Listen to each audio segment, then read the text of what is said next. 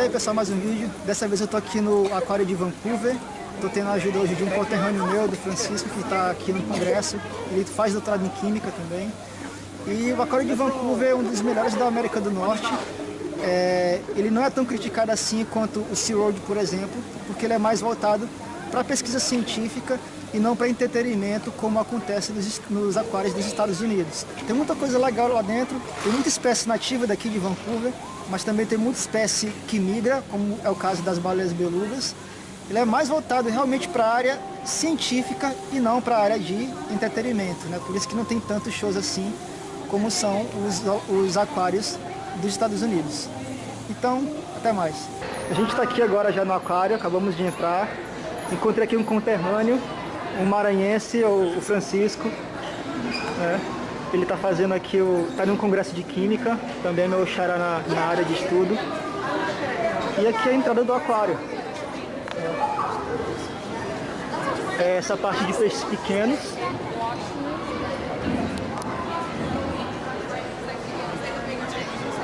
Olha só.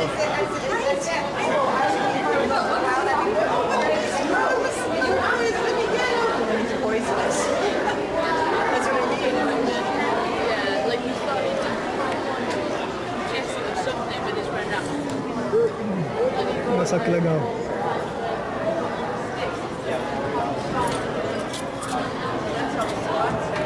Aham, cadê o Nemo?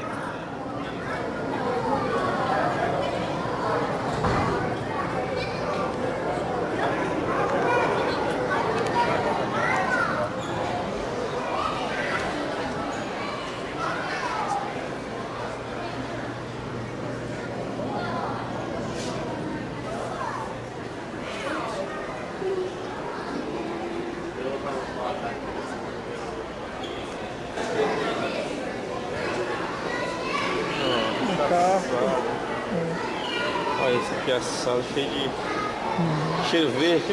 O cheiro verde. Seria bom o cheiro verde e o limão, né? Olha esse aqui.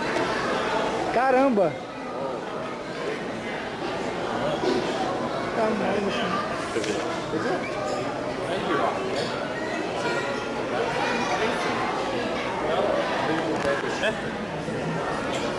E o salmão é um peixe assim, muito consumido aqui, muito valorizado aqui, né? Sim, sim. Tem 3 tipos de salmão, né? Todos os 3 eles estão tendo problemas com reprodução, com poluição, né? Pô, eles são sensíveis assim, porque pelo que eu sei, os rios aqui do Canadá, eles são bem limpos, muito limpos, sabe? Sim. Mas depende também da área. Aqui no Fraser River, que é o que corta Vancouver e New West, essa região, tem muita poluição pela atividade marítima, né? Os caras usam muito barco, então isso vai causar derramamento de óleo. Tem as fábricas de celulose também, próximo ao rio, e alguma poluição com metal. Fala até a pintura do casco também, prejudicial por alguns micro-organismos. Isso, cara. Caralho. Cadê? Deixa eu mostrar aqui.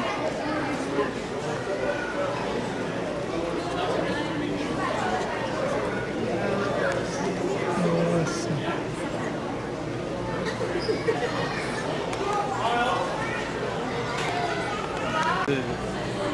Diferente, bonito.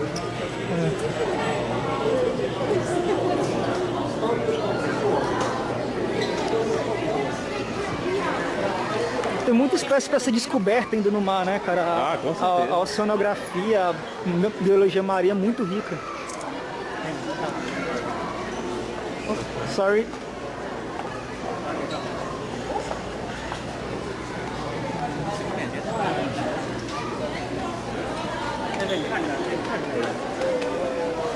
So where are you guys? Where do you have your room and where you sleep? In the storage. Is it really in the storage there? Yeah. Oh, it's in my room.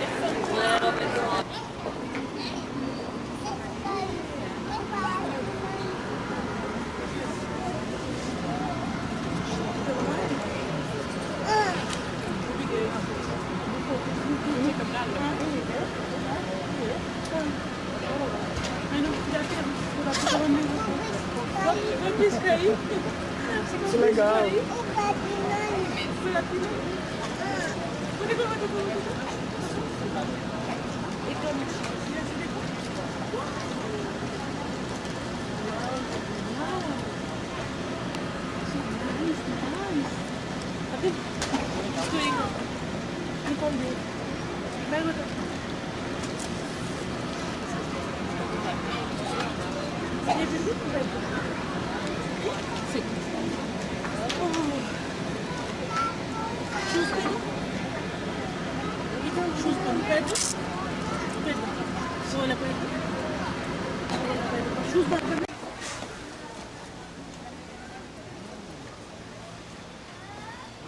Golfinho. Os golfinhos, cara, que legal. Olha lá.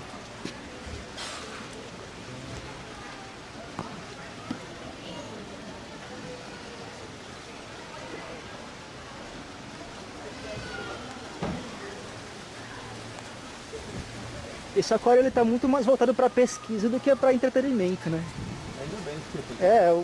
A grande vantagem dos aquários do Canadá são essa, porque nos Estados Unidos o Canadá é mais voltado para a área comercial, ou o aquário é mais voltado para a área comercial.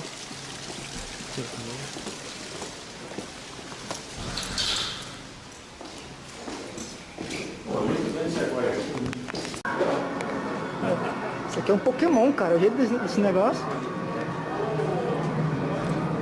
Caraca, um fóssil. Um fóssil vivo.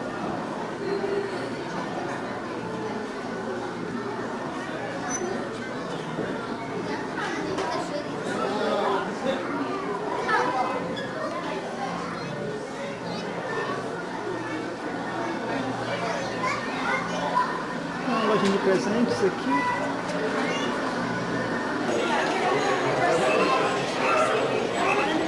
Um peixão aí, ó. Porra.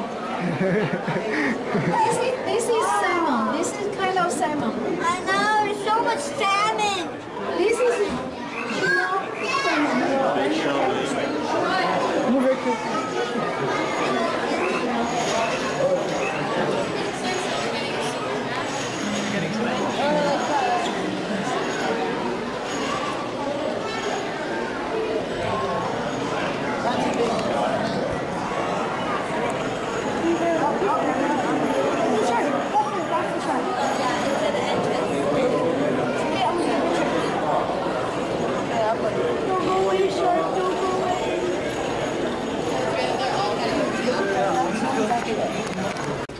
Baleia? Não. É uma baleia Albina. Não, ela é branca mesmo, assim. Ela veio da Rússia, parece. Região da Rússia. Ah, é? Pô, deve ter muitas espécies. Deve não, tem muitas espécies interessantes, né, cara, pra lá, né? Se bem que elas migram pra cá também, né? Elas migram pra cá na época do inverno. No inverno, né? Elas realmente gostam do frio.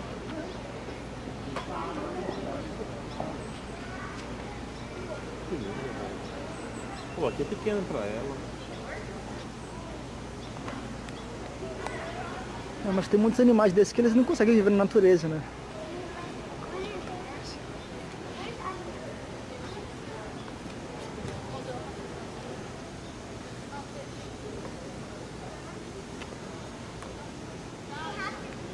Caraca.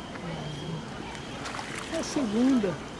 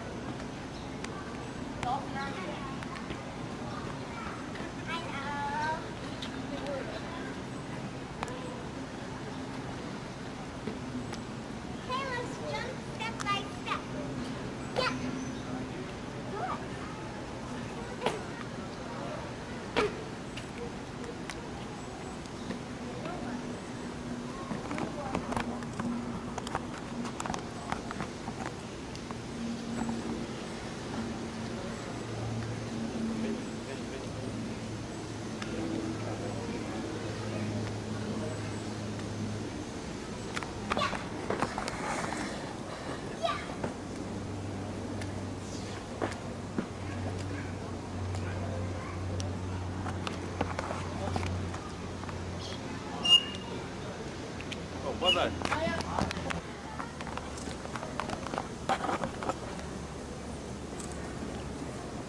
Excuse me.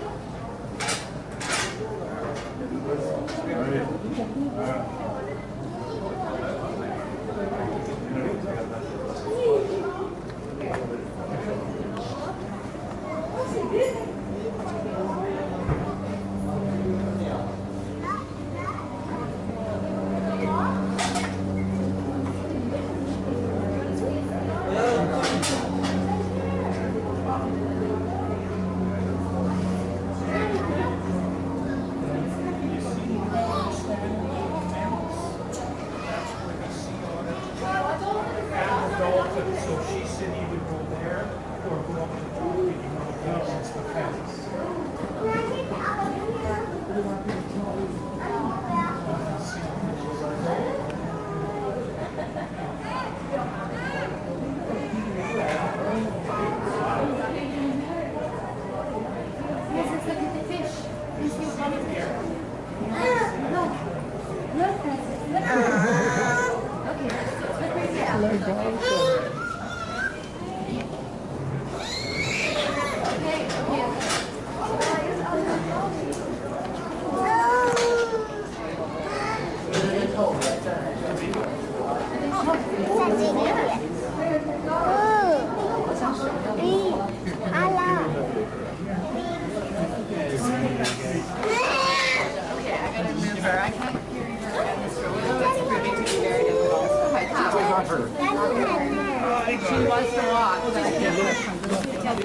It's splash zone, but these are animals, and this is water, and there is the potential to be slightly splashed. So although we're not going to intentionally throw a big wave your way, we do want to make sure that anything you can up coast to our seal and sea lion habitat, because we are about to start our seal and sea lion show. Who is excited?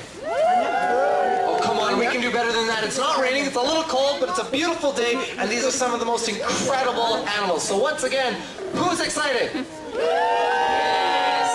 I'm very excited to bring you this really unique perspective where we get to see some of these amazing animals. I'm joined with we're very lucky to be joined with some trainers today that give us a little bit in-depth view of what it's like to work and study with these animals in groundbreaking research.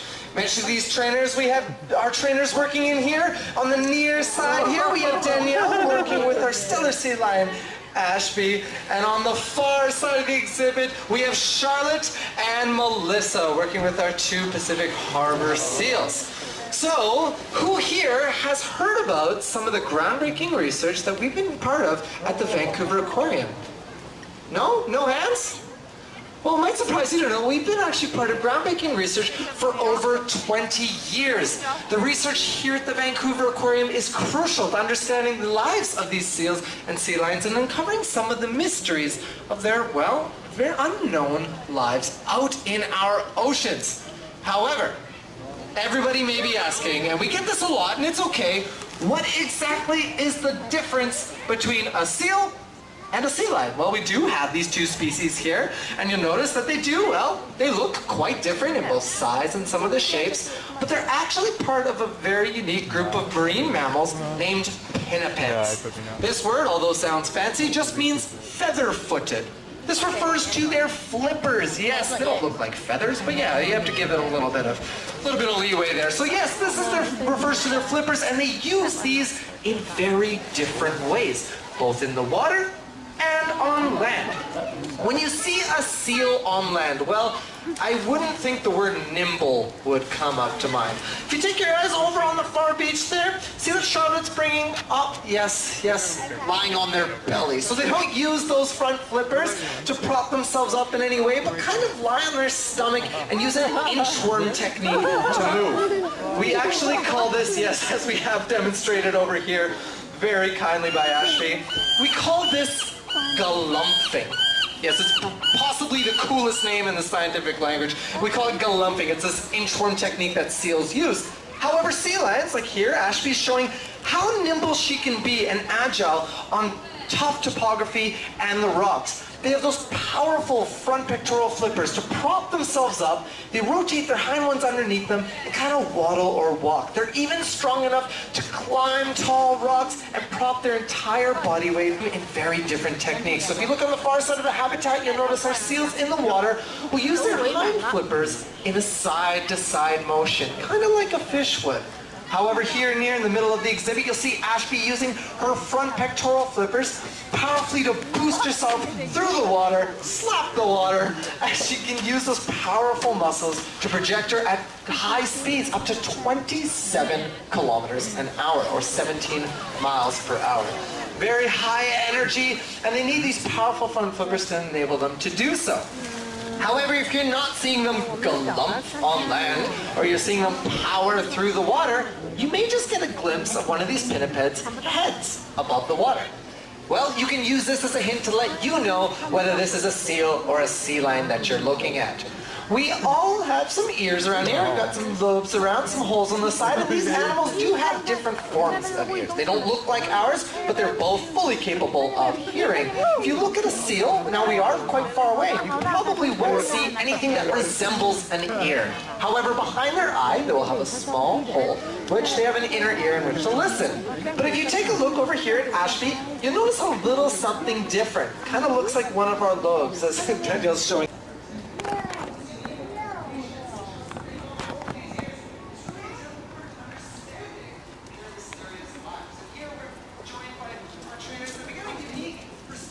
Mommy's arms are getting tired, so shall we go?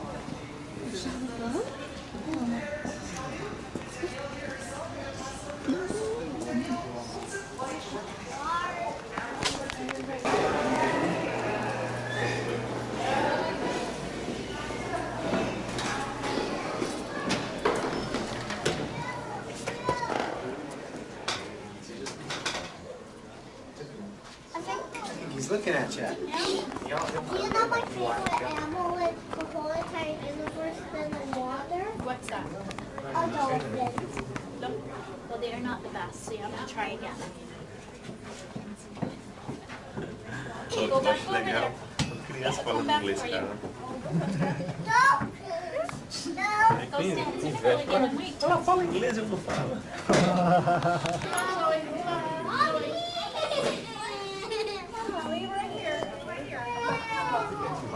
You got one.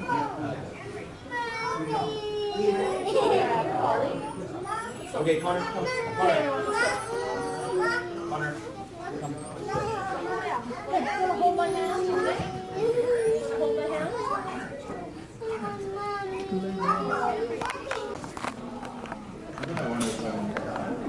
I love it. It's like a singing.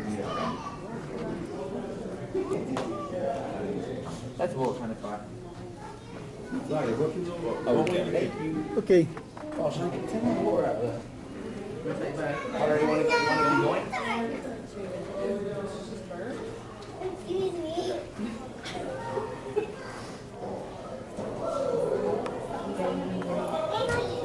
Yeah, I know.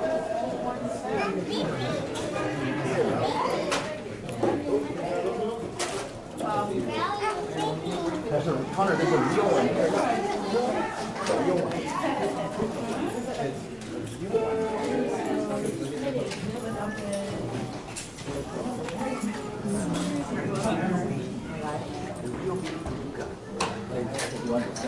No, just don't touch it.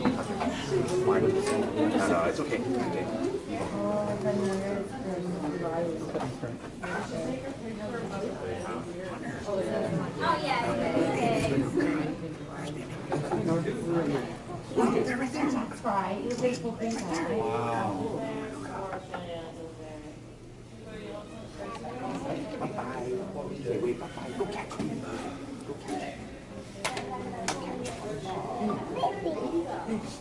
What's going on here? Is it the same thing we're seeing here? It's a live camera back. Hey, baby, here. Baby. Yeah, baby. Is that baby or mama? Baby.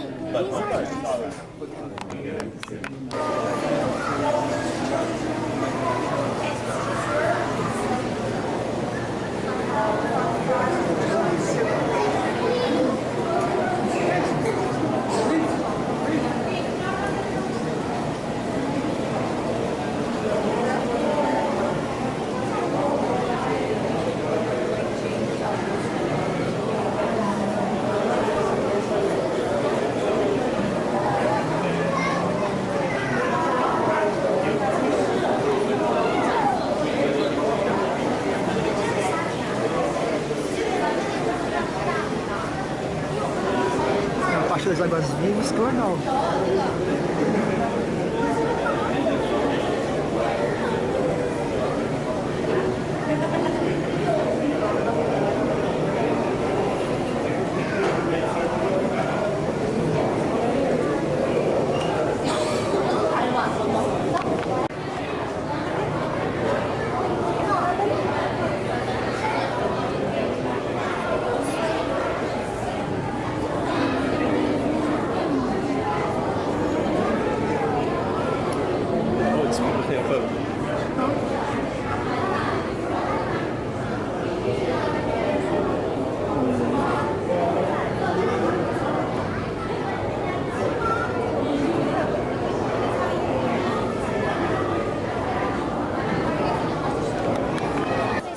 Já vai começar o show 4B aqui.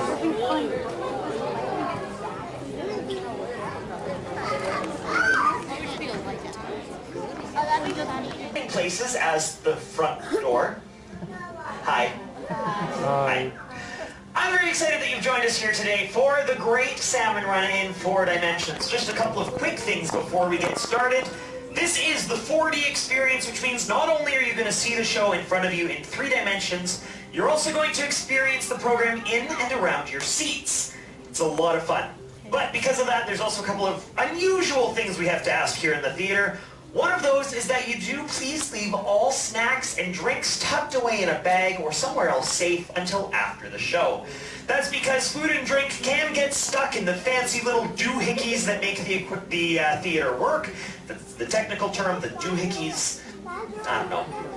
But also because some of the effects in this show can be a little surprising, and it really is a lot less fun if your snacks get dumped on your neighbor. It's less fun for everyone. Also at this point, I'm going to ask that you turn off and put away any electronic devices like cell phones or cameras that you may have with you. Turning them off is standard practice. Conserve species is to get people to care about species. Belugas and dolphins at the aquarium are more than important. They're vital to the aquarium. First and foremost because they help engage people, which is our base conservation work, getting more people interested in the oceans. It's very important for us to have a healthy population of beluga and dolphins at various institutions in North America and the world. We know their importance from a research perspective. We know their importance training other veterinarians and biologists. Breeding is very important for a big number of reasons. First of all, it's an absolutely normal, healthy behavior. A vast array of knowledge can be gained by having our animals here at the Vancouver Aquarium and comparing how they're doing to how their wild counterparts are doing. In 1996, the Vancouver Aquarium took a leadership position and stated publicly that it would no longer capture whales or dolphins from the wild. He also made it clear that we would only take animals that had been in aquariums before 1996, animals that were born in an aquarium at any time, and of course rescued animals. To my knowledge, we're still the only aquarium in the world that said that, and we stick to it. The animals here receive exceptional care. They are cared for by world-class trainers, staff, biologists, and we run what I hope to be one of the very best veterinary programs in the world. If there's someone out there that can do something better than we can do it, we need to learn why and how we can do the same thing and be better. The stresses, the marine debris, the ocean acidification, the overfishing, the reduction in marine mammal populations around the world are more intense. They're bigger problems than they were even 10 years ago. We know contaminants have reached the Arctic now. The Belugas Act here at the aquarium as controls. The other big threats, debris and garbage and entanglements. Their dolphins are unreleasable animals because they've been entrapped in netting and fishing gear. The goal of our marine mammal rehabilitation program that's been running for about 50 years now is to try and get these animals that come into our center turned around, get them well, and get them back into the wild. So this is the only place in Canada with a staff that can be readily mobilized to go out and rescue a whale or a dolphin, and it's because the staff here have everyday hands-on experience and expertise. We have over 1,500 volunteers and staff here who are absolutely dedicated to the conservation of aquatic life. I'm extremely proud to be involved with the Vancouver Aquarium. It does amazing work. It's one of the reasons I came here. People are here because of the aquarium's mission and its work and its commitment to trying to help make the Earth a better place. Our release of Levi, the harbor porpoise, is a huge triumph for us as a facility. It's a marker of how far we've come, and it's only through the dedication of this facility and its ability to just keep getting better that we can do that. And it's a wonderful thing.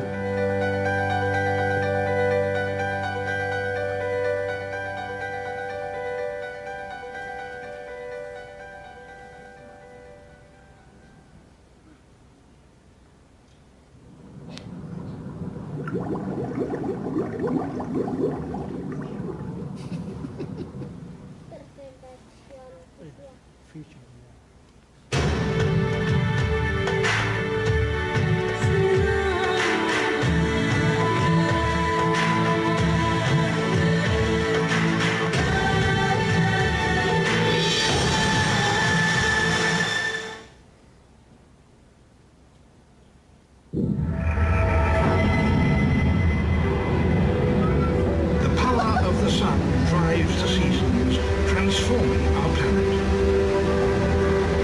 And in a few special places, these seasonal changes create some of the greatest wildlife spectacles on Earth. Here on the western coast of North America, in the spring of each year, one of the Earth's greatest travelers comes home. Over 500 million salmon leave the Pacific Ocean on a 5,000-kilometer journey, returning to spawn in the rivers where they were born. Traveling deep into the continent, these fish will not only provide food for millions of animals, they will also bring life to one of the richest habitats on Earth.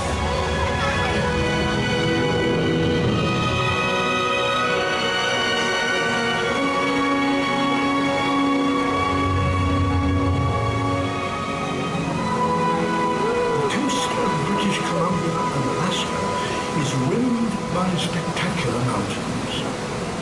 Although it will be months before the salmon enter the rivers below these frozen peaks, one species that has spent the winter sleeping out here is already anticipating their return.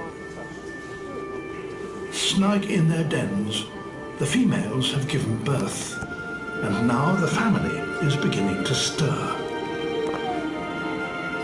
Grizzly bears,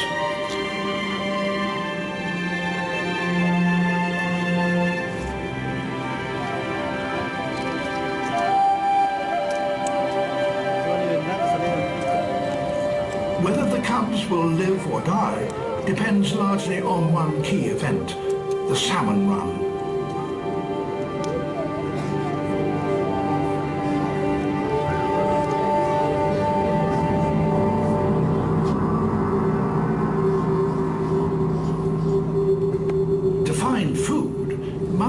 must lead their cubs down to the coast, where the snow will already be melting. Ultimately, the fate of these bear families depends. Aqui é a loja de souvenirs.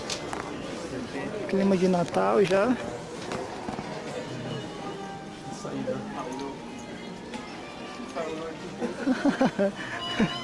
Esse daqui é legal. Acho que não tem mais nada não, né? Eu acho que tem mais nada. Acho que não, né? Acho que já acabou já o passeio mesmo, que a gente foi para aquela parte lá.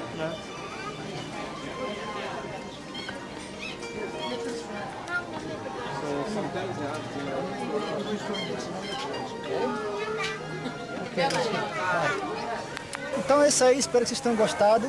Tem muita gente que quer fechar o aquário, né, devido a... Eles dizem que os animais são maltratados, mas eu particularmente sou contra. Né, um aquário como esse desenvolve um papel muito grande na comunidade acadêmica, na área de pesquisa, de desenvolvimento, de conservação da vida marinha.